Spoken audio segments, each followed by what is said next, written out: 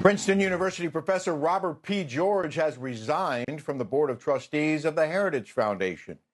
In a statement, George said, although Heritage President Kevin Roberts publicly apologized for some of what he said in the video, he could not offer a full retraction of its content, so we reached an impasse. Kevin is a good man. He made what he acknowledged was a serious mistake. Being human myself, I have plenty of experience in making mistakes.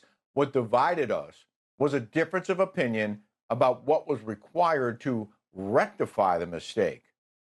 For more on this, let's bring in our next guest, founder of the Proclaiming Justice to the Nations, Laurie Cardoza-Moore. Laurie, good to see you. Good to see you too, Rick.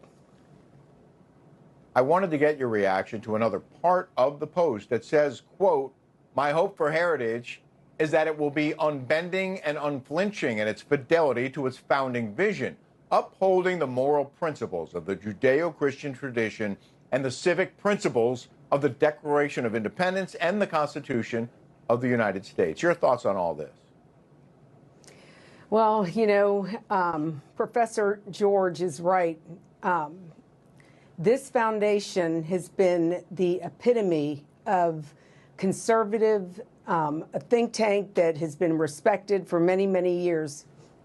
Unfortunately, because of Kevin's decisions to dismiss Tucker Carlson, dismiss the interview he did with Nick Fuentes, it tells us that this esteemed organization is having a major problem. There is a lack of moral clarity within the leadership. We are living at a time when we are witnessing the rise of anti-Semitism that is unprecedented in history. We have a responsibility as a Christian organization, as Christians. It is our biblical duty to stand with Israel and the Jewish people against the rise of global anti-Semitism. And the fact that Kevin would get away with this issue, with people basically dismissing him, is outrageous. He needs to step down. Well, Tucker Carlson made waves again, this time after condemning German theologian Dietrich Bonhoeffer, who plotted the death of Adolf Hitler. Your thoughts on his comments and the reaction to it? I'm not surprised that Tucker would say such a thing about Dietrich Bonhoeffer, who happened to be one of the leading theologians to stand up to the Nazis in his generation, along with Martin Niemöller. But Tucker, is, his hatred of the Jews is surpassing his what is reality. And unfortunately, in Tucker's mind, he thinks that this is okay. Dietrich Bonhoeffer had the courage during services when the Nazi SS soldiers came into his church.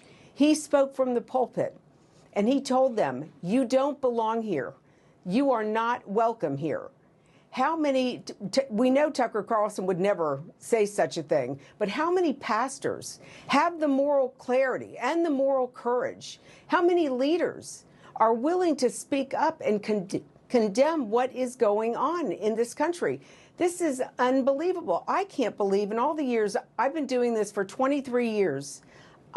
We produced a documentary about anti-Semitism.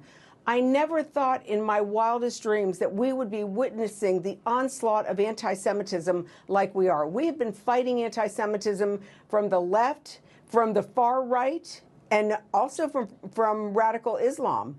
But now we're seeing the right mainstream anti-Semitism. That's the word I was going to use, Laurie, mainstream. It's gone mainstream, and it's shocking to me. Laurie Cardoza-Moore, we got to leave it there. Thank you so much.